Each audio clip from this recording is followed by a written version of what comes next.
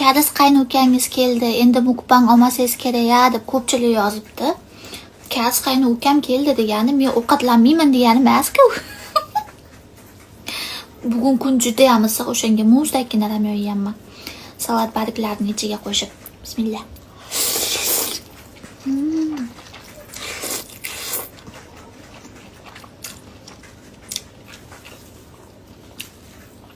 Issiqda shunaqa ramyonlar zo'r ketadi.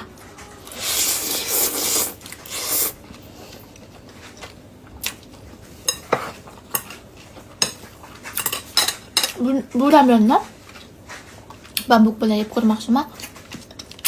Bambuk zakaz qildim. Voy, maytani yesa bo'lmas ekan. Kecha qaynonamga qachon kelasiz deb yozdim kechasi.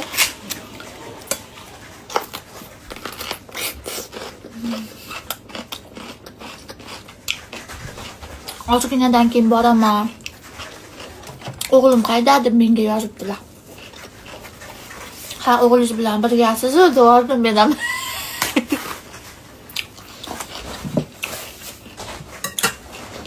O'g'lingiz bilan birgasiz desam javob bermadi.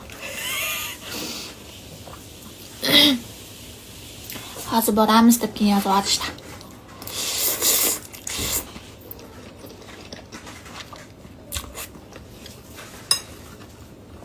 Mendan shunchalik qo'rqadilarmi, nima qiladilar yolg'on gapirib.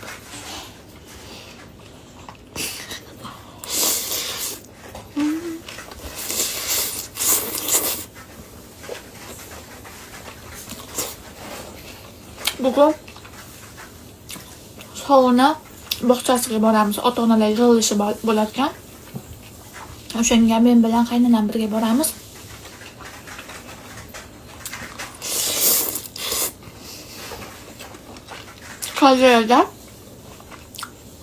Qaysi bog'chalarda ota-onalar yig'ilishi qanaqa bo'lishiga qiziqayotganlar bo'lsa, kuzatib turinglar.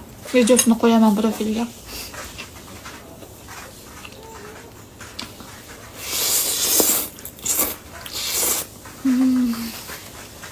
İçimde muzlu nasıl çıkınca oldu.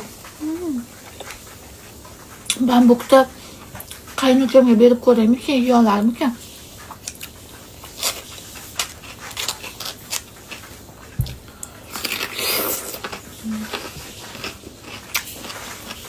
Menimcha bambuk hammaga yoqsa kerak. Qaynonam prosto sho'r deb yemayaptilar. Karislar sho'r narsani yemaydi-ku. Shunday.